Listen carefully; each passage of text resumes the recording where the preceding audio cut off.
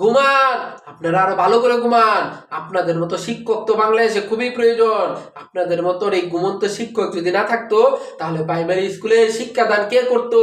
আপনাদের আর কি জাতি সব অন্ধকার হয়ে যাক, শিক্ষার দিক দিয়ে জাতি অন্ধকার হয়ে যাক, কারণ আপনারা তো সব পেয়ে গেছেন।